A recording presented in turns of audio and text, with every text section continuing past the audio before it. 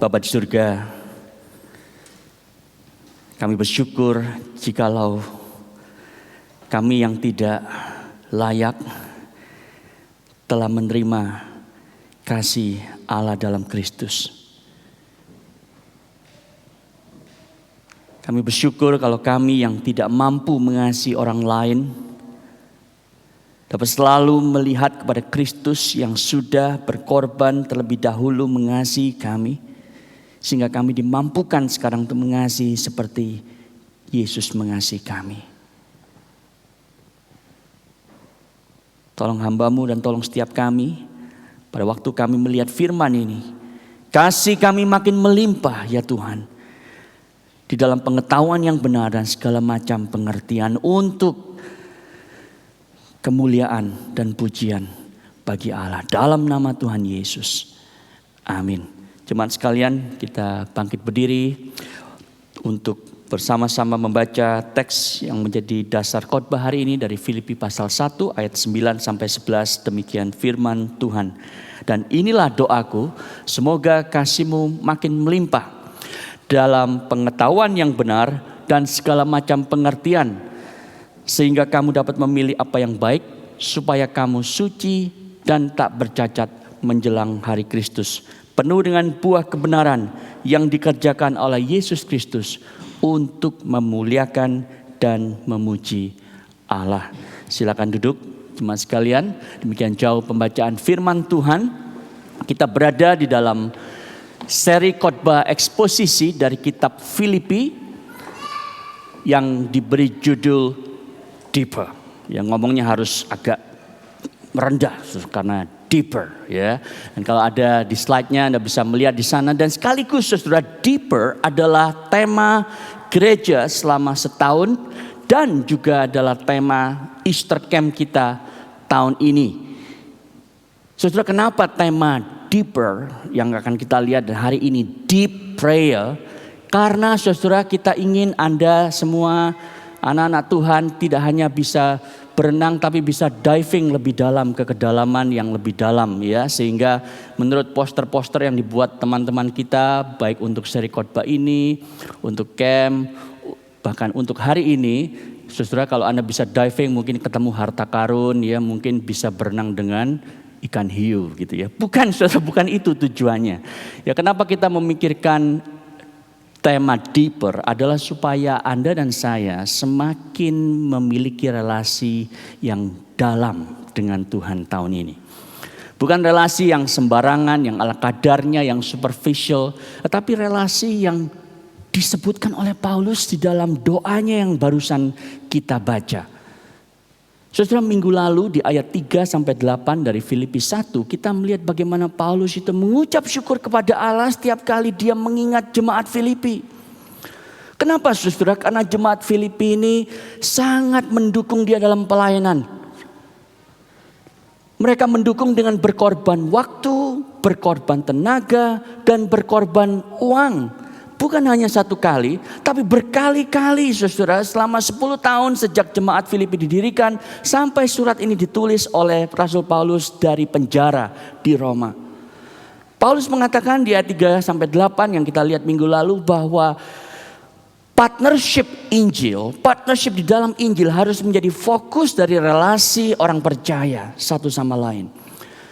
Lalu dia melanjutkan dengan sebuah doa bagi jemaat Filipi dan dia sedang mengatakan bahwa prioritas Injil harus menjadi fokus doa kita. Saudara, kita akan belajar pola doa hari ini. Ada 3 hal yang ingin saya lihat, ajak Anda untuk melihat bersama-sama.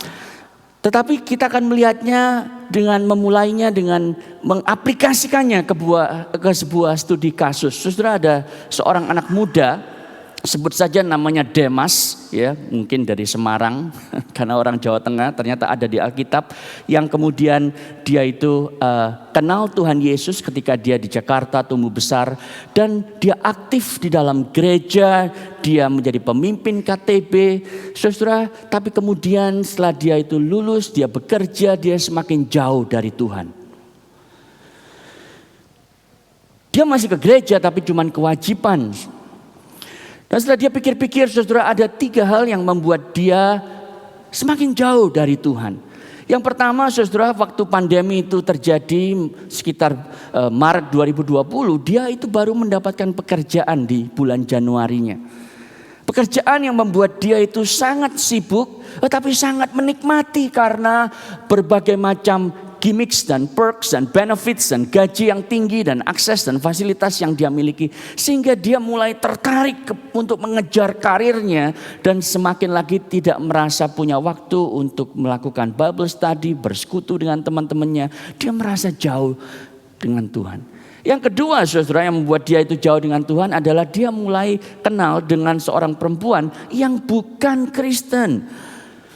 Dan semakin dia dekat dengan perempuan ini, semakin dia itu merasa, apa benar ya saya harus pilih orang yang seiman. Toh dia juga orangnya baik, dia bermoral, dia tidak suka bohong dan seterusnya. Saudara, akhirnya dia semakin jauh dengan Tuhan. Dan untuk dia mengobati rasa bersalahnya, saudara, dia itu pergi ke entertainment, ya, mencari obat. Yaitu entertainment. Ya, Netflix adalah gembalaku, takkan kekurangan aku dengan berbagai games yang ada di sekitarku. Saudara, 3 hal ini membuat dia semakin jauh dari Tuhan. Nah, kalau Demas ini saya bayangkan ada di jemaat Filipi, saudara. Apa yang Paulus akan lakukan ketika dia mendengar cerita tentang Demas? Saudara, dia akan berdoa untuk Demas. Apa yang dia doakan yang tadi kita baca. Dan di dalam doa Rasul Paulus ini, saudara, ada 3 hal yang muncul. Bagaimana dia itu memiliki yang pertama, slide berikutnya, yang disebut immediate goal. Dia ingin agar Demas ini memiliki kasih yang semakin melimpah dalam pengetahuan yang benar dan segala macam pengertian. Tapi dia juga punya practical goal. Apa practical goalnya ini? Supaya Demas bisa memilih, menguji apa yang excellent, apa yang baik. Dan yang menjadi ultimate goal dari doa Rasul Paulus adalah supaya dia itu suci dan tak bercacat menjelang hari Kristus, penuh dengan buah kebenaran yang dikerjakan oleh Yesus Kristus untuk memuliakan dan pujian Allah. Atau lebih tepatnya untuk kemuliaan dan pujian kepada Allah. Saudara, itu yang kita akan pikirkan bersama-sama. Mari kita melihat yang pertama sekarang, saudara, yaitu immediate focus dari doa Rasul Paulus. Saudara, waktu Paulus berkata, dan inilah doaku, itu menunjukkan kepada kita, saudara, bukan hanya dia berdoa cuma sekali buat jemaat. Tapi dia itu berdoa berkali-kali. Kita tahu karena di ayat yang sebelumnya, di ayat 3, dia mengatakan, setiap kali aku mengingat kamu, jemaat Filipi, aku bersyukur di dalam doa. Itu artinya dia berulang kali. Tapi yang menarik adalah setiap kali dia berdoa, cuma satu yang menjadi fokus. Immediate fokus Rasul Paulus kepada jemaat Filipi adalah supaya kasih mereka itu melimpah. Saudara, banyak komentator yang tidak tepat. Ya, ada banyak komentator yang tepat, tapi banyak yang mengatakan bahwa Paulus dalam doanya punya daftar. Ada 4 hal dalam daftar doa Paulus, yaitu 1, supaya kasihnya makin melimpah. Yang kedua, supaya mereka bisa memilih apa yang baik. Yang ketiga, supaya kamu suci dan tak bercacat. Yang keempat, supaya penuh dengan buah kebenaran.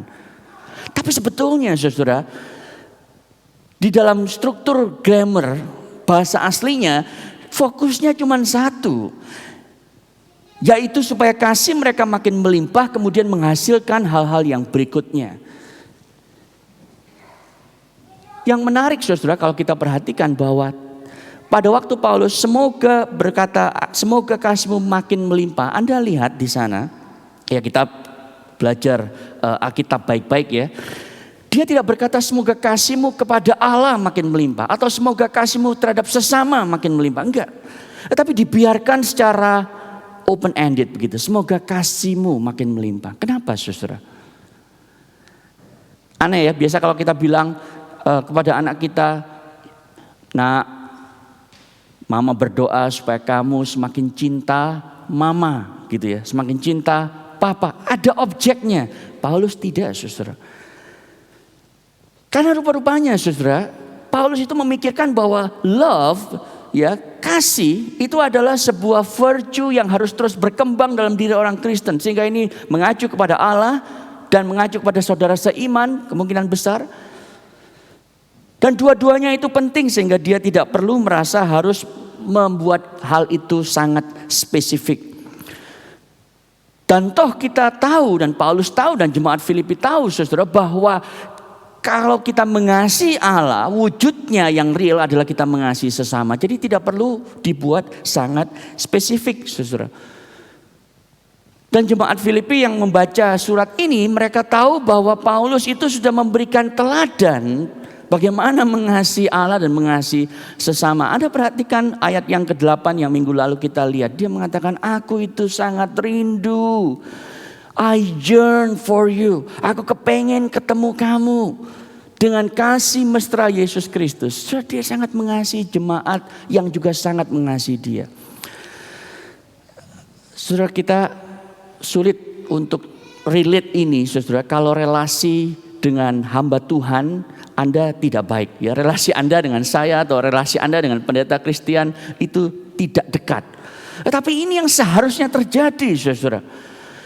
Dan Paulus itu mengatakan bahwa, aduh, aku tuh sangat rindu.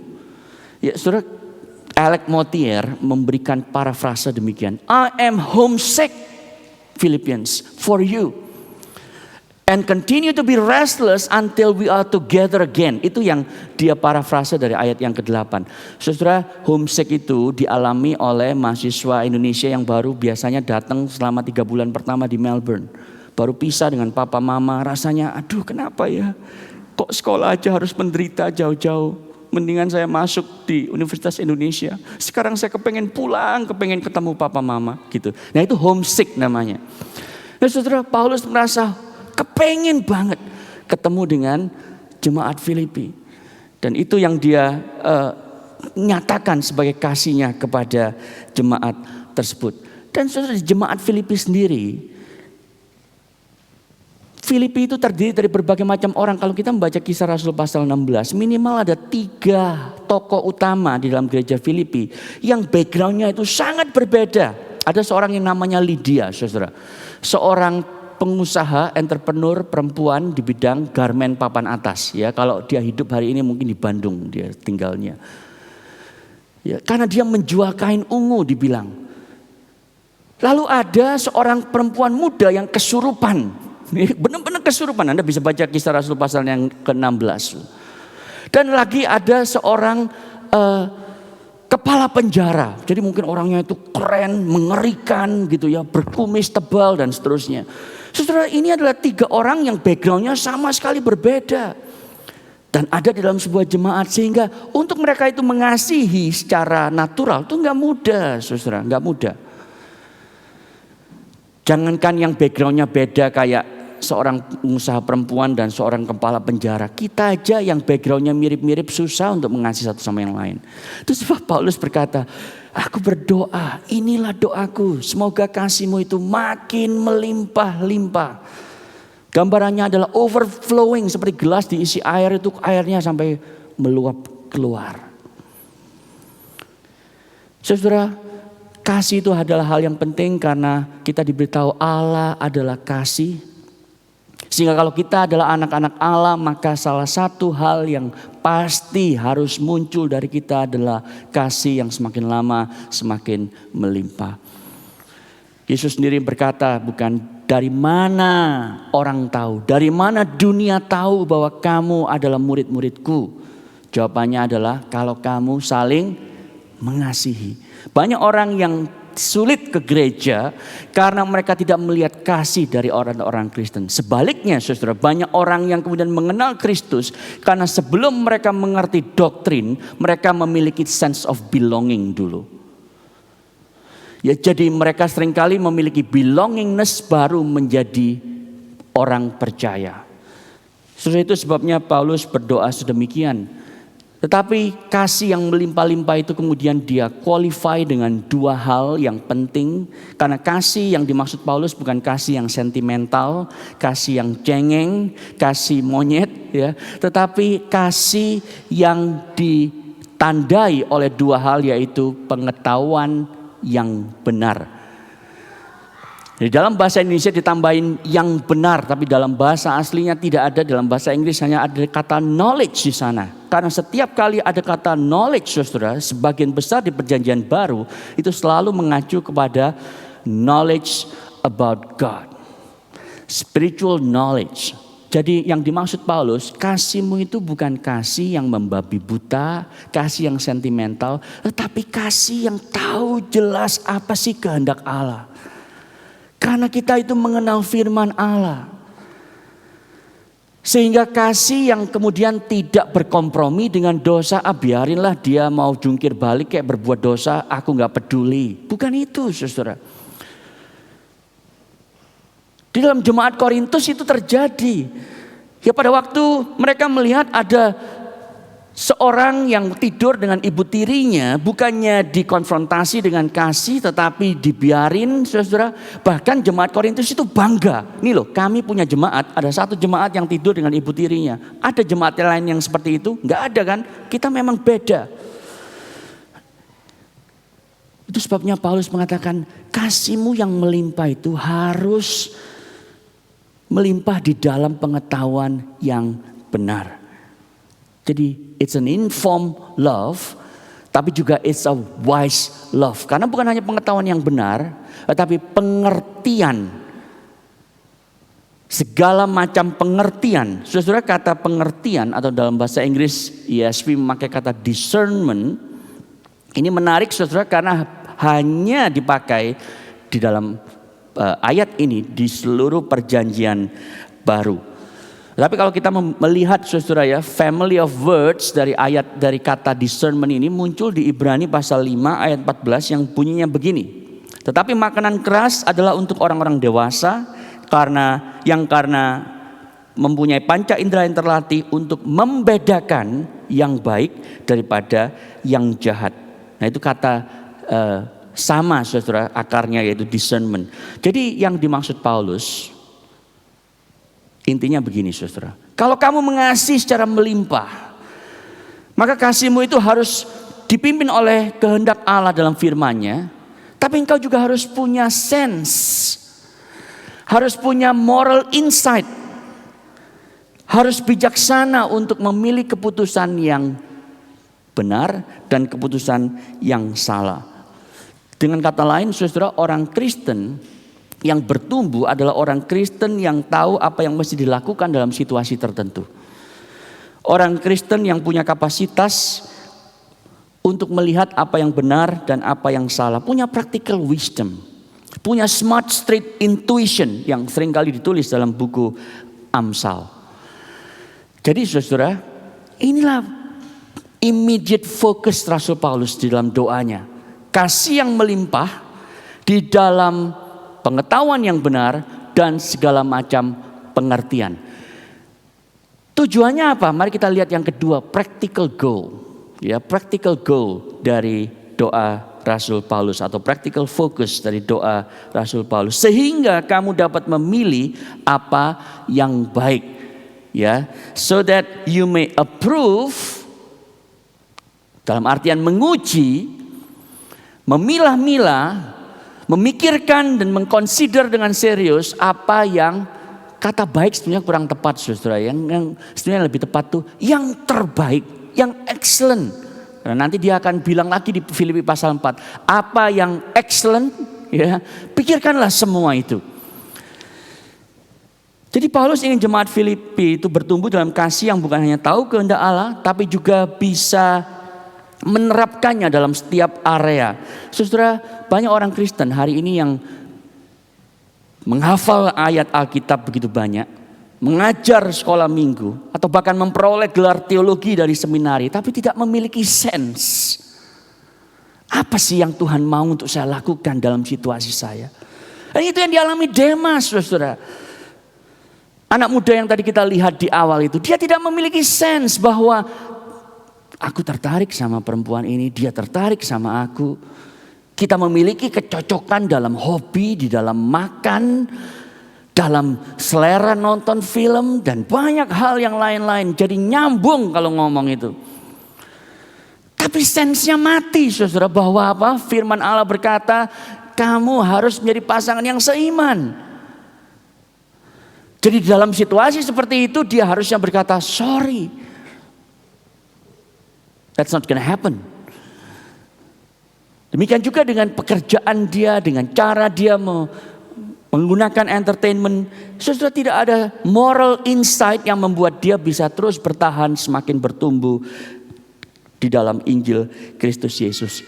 Jadi ini sebuah practical wisdom, saudara, yang bisa menolong orang seperti Demas dan Anda dan saya bukan hanya memilih apa yang baik dari apa yang jahat, tapi apa yang terbaik dari apa yang baik. Saya ulang sekali lagi ya. Kalau kita memiliki practical wisdom ini, saudara, kita bukan hanya bisa membedakan yang baik dari yang jahat, tapi juga yang terbaik dari yang baik. Jangan lupa, saudara, good is the enemy of the best. Banyak hal di dunia ini yang baik dan mungkin tidak berdosa, tetapi tidak semua itu adalah yang terbaik yang Tuhan inginkan dalam hidupmu. Saudara, hidup ini bukan menjadi masalah the best version of yourself atau better version of yourself. Tetapi hidup ini adalah menjadi the version that God wants you to have. Itu yang membedakan firman Tuhan dengan psikologi modern. It's not about your best version of you, tapi it's the version of God wants you to be. Itu artinya Anda harus dapat memilih apa yang excellent, bukan hanya apa yang baik. Saudara, contoh yang paling baik, ya, ilustrasi yang paling akurat datang dari Yesus sendiri. Kalau Anda membaca di Markus pasal yang pertama, ketika dia itu melayani orang, yang menyembuhkan orang sakit, mengusir setan.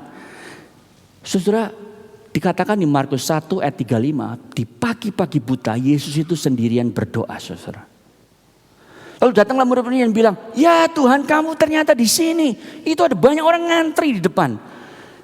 Kemarin waktu kamu sudah menyembuhkan banyak orang, melayani mereka, rupanya mereka itu ngasih tahu sanak saudaranya, teman-temannya, lalu datang semua mereka. Ayo cepetan keluar dan melayani mereka, menyembuhkan mereka.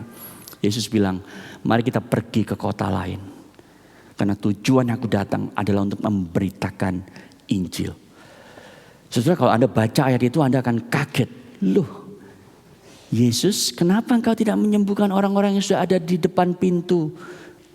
Kenapa engkau menolak mereka? Saudara, karena Yesus tahu yang terbaik dari yang baik. Oh iya, dia tetap menyembuhkan orang lagi, karena kalau Anda baca berikutnya dia menyembuhkan seorang yang penyakitan kusta, saudara. Tetapi dia tahu bahwa kalau dia hanya melakukan apa yang manusia inginkan, dia tidak menggenapi apa yang Bapaknya inginkan.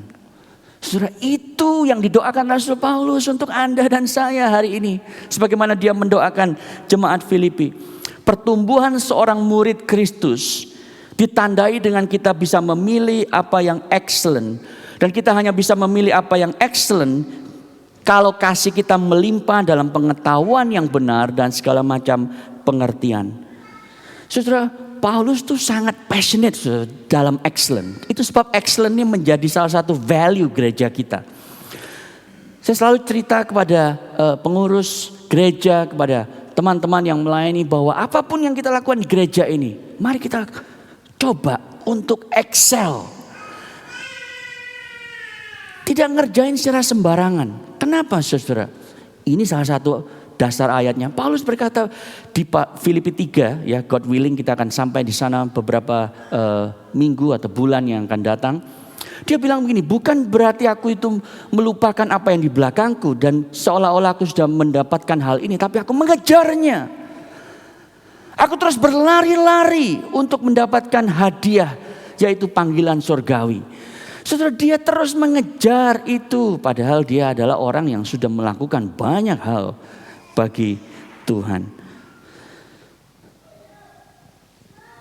Karena dia melakukan itu, saudara, maka dia sekarang berdoa agar jemaat yang dia layani juga punya spirit yang sama. Tapi saudara, semua itu adalah di dalam rangka untuk ultimate goal yang Paulus katakan dan tulis di ayat 10b dan 11. The ultimate focus atau the ultimate goal dari doa dia adalah supaya kamu suci dan tak bercacat menjelang hari Kristus. Penuh dengan buah kebenaran yang dikerjakan Kristus Yesus untuk memuliakan dan memuji Allah. Saudara, tujuannya supaya kita suci dan tak bercacat. Suci itu artinya saudara adalah murni, ya, seperti emas, tidak tercampur dengan logam yang lain, tetapi emas murni. Dan kita sulit sekali membedakan mana emas murni, mana emas yang campuran, saudara, karena harganya kan beda memang. Tapi kalau Anda ditipu, Anda juga tidak tahu. Sama halnya dengan orang Kristen, saudara. Anda datang ke gereja seperti ini, Anda akan kesulitan untuk melihat mana yang pure, mana yang impure, yang tidak murni. Paulus ingin agar semua orang Kristen, Anda yang duduk di bawah, di tengah, di atas, di belakang, Anda yang ngikut dari online di rumah, Paulus ingin agar Anda itu pada akhirnya murni dan tidak bercacat. Artinya Anda itu tidak menjadi batu sandungan bagi orang lain. Tidak menjadi stumbling block bagi orang Kristen yang lain. Jadi yang satu bicara soal inner character, yang satu bicara soal perilaku eksternal. Paulus ingin agar semua orang Kristen di Filipi dan Anda dan saya hari ini, kita memiliki karakter yang murni, saudara. Tidak mendua hati, tidak pakai topeng, tidak cari muka. Tapi dia juga ingin kita punya perilaku itu yang tidak menjadi batu sandungan dengan perkataan kita, dengan perbuatan kita. Dan itu akan terjadi. Itu akan terjadi menjelang hari Kristus. Saudara, lebih tepatnya sebetulnya kalimat ini harus diterjemahkan in view, ya, in view of the day of Christ. Maksudnya begini, kalau kita itu berdoa supaya kita itu bisa membedakan apa yang baik dari yang terbaik, supaya kita itu semakin suci dalam karakter dan semakin tak bercacat di dalam perilaku. Itu tujuannya karena kita itu tahu bahwa satu kali nanti kita akan menghadapi hari Tuhan Yesus, di mana Dia akan datang kembali dan menghakimi kita. Dan pada waktu itu terjadi, Paulus bilang, aku ingin agar engkau itu punya buah kebenaran. Bukan satu, bukan dua, tapi full, penuh buah kebenaran. Yang dikerjakan oleh Yesus Kristus untuk memuliakan dan memuji Allah. Saudara, bagaimana Allah dipermuliakan? Ini pertanyaan yang seringkali simple tapi susah setengah mati untuk dijawab. Karena kita tahu jawabannya secara otak, tapi kita sulit menerapkannya dalam kehidupan sehari-hari. Bagaimana Allah dipermuliakan? Yesus menjawab dalam Yohanes 15 ayat 8. Demikianlah Allah Bapa-Ku dipermuliakan, yaitu jikalau kamu berbuah banyak. Dan kau tidak bisa berbuah banyak kalau engkau tidak tinggal di dalamku. Itu sebab Yesus bilang di ayat yang kelima Yohanes 15. Akulah pokok anggur, kamulah ranting-rantingnya. Barang siapa tinggal di dalam aku dan aku dalam dia, ia berbuah banyak. Saudara, kemungkinan, ini dugaan saya, Paulus itu mengingat Yohanes 15. Itu sebab dia berdoa seperti ini untuk jemaat Filipi. Supaya mereka itu tinggal di dalam Yesus Kristus, sehingga mereka itu berbuah banyak, penuh dengan buah kebenaran yang sudah dikerjakan oleh Yesus Kristus. Jadi saudara, pada waktu Paulus berdoa seperti itu, ya dia ingin agar Anda dan saya itu menyadari bahwa kita gak pernah bisa akan sempurna dan tidak bercacat, penuh dengan buah kebenaran. Tetapi kita bersyukur karena dia bilang bahwa sudah dikerjakan oleh Yesus. Jadi ketika Anda bertobat mengenal Kristus dan Kristus sekarang hidup dalam hatimu melalui rohnya, Dialah yang memberikan buah kebenaran. Dialah yang memberikan keinginan untuk hidup kudus. Dialah yang memberikan keinginan untuk dekat sama Dia. Dialah yang memberikan Anda keinginan untuk memiliki kasih yang berlimpah-limpah. The grace that saves also empowers. The grace that saves also energizes you. Kasih karunia Allah yang menyelamatkan Anda dalam Yesus Kristus adalah kasih karunia yang sama yang membuat Anda itu ingin memiliki kasih yang melimpah-limpah. Kasih yang sama yang membuat Anda itu mau untuk taat. Meskipun itu harus bayar harga. Semuanya karena Yesus yang sudah melakukan pekerjaan yang baik di antara kita yang akan meneruskannya sampai pada hari Kristus Yesus.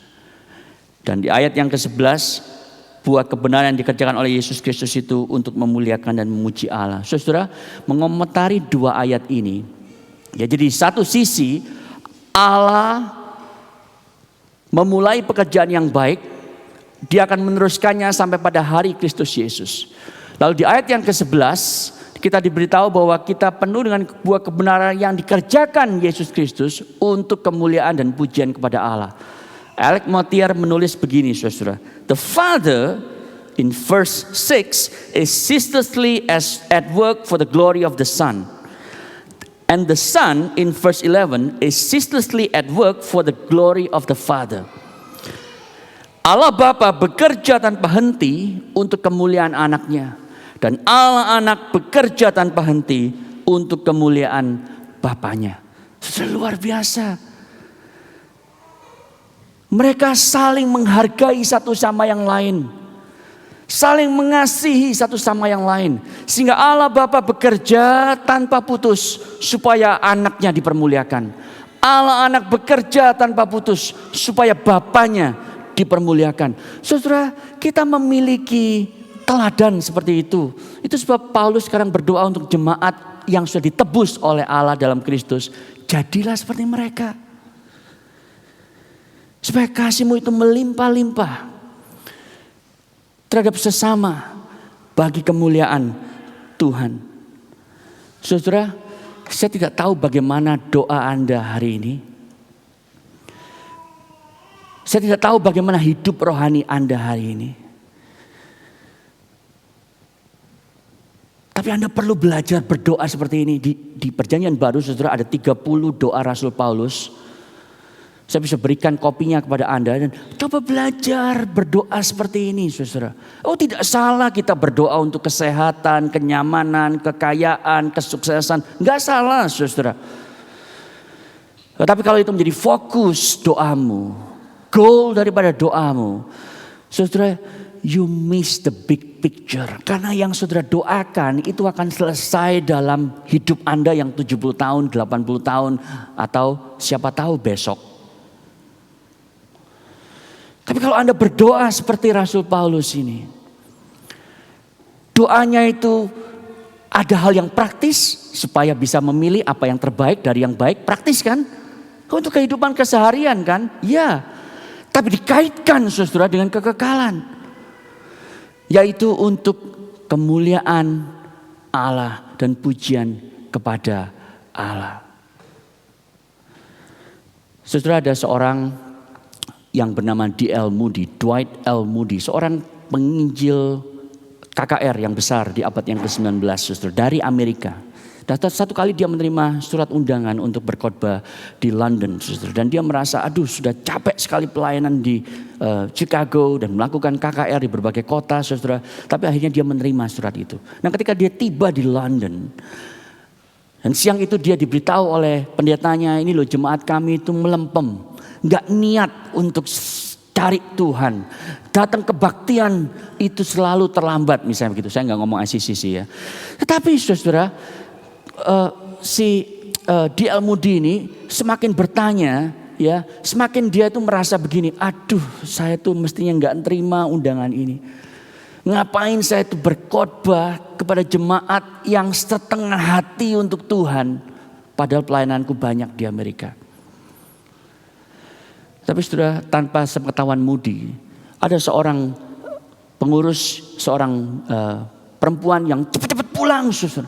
Dia memberitahu adiknya yang terbaring di atas tempat tidur karena dia sakit permanen dan tidak bisa ngapa-ngapain. Dan dia bilang pada adiknya ini, engkau tahu siapa yang sudah tiba di gereja kita dan akan berkhotbah nanti malam?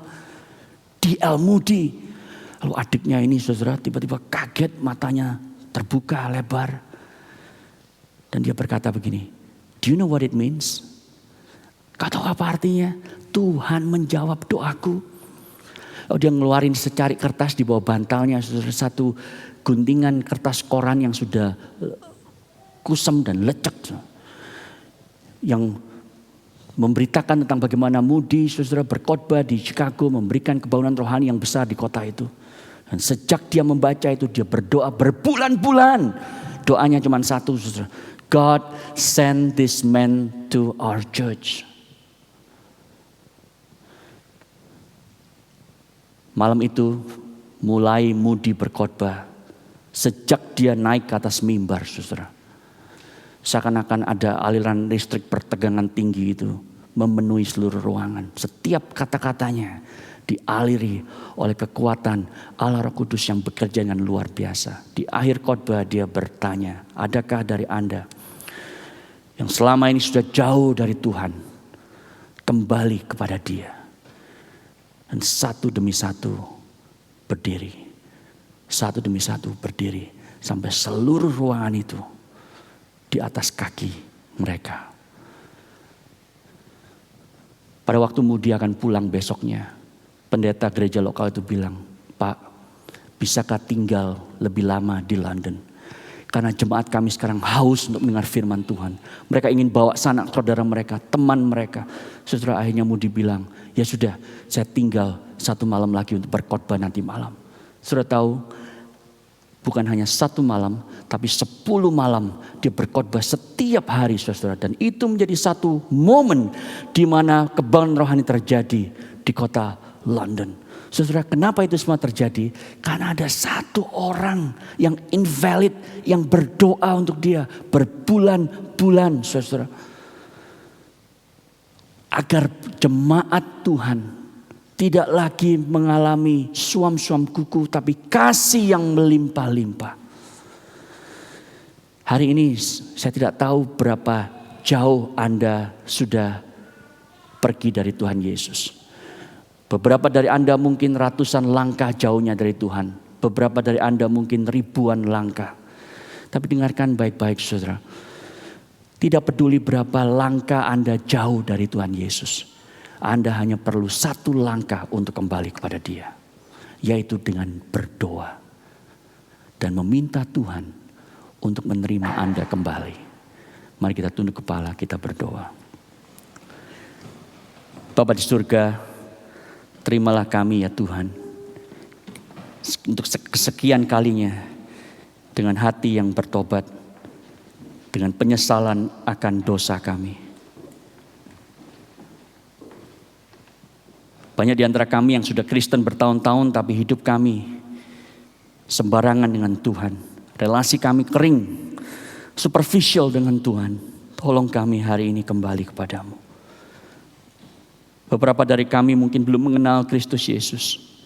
Dan hidup kami sia-sia ya Tuhan. Hidup kami diombang-ambingkan oleh berbagai hal dalam dunia ini. Tolong kami untuk datang kepada Tuhan. Dan hamba-Mu berdoa ya Tuhan. Kiranya kasih-Mu makin melimpah di dalam pengetahuan yang benar dan segala macam pengertian. Supaya kamu dapat membedakan apa yang baik. Sehingga kamu suci dan tak bercacat menjelang hari Kristus. Penuh dengan buah kebenaran yang dikerjakan Kristus Yesus. Untuk memuji dan memuliakan Allah. Dalam nama Tuhan Yesus. Amin.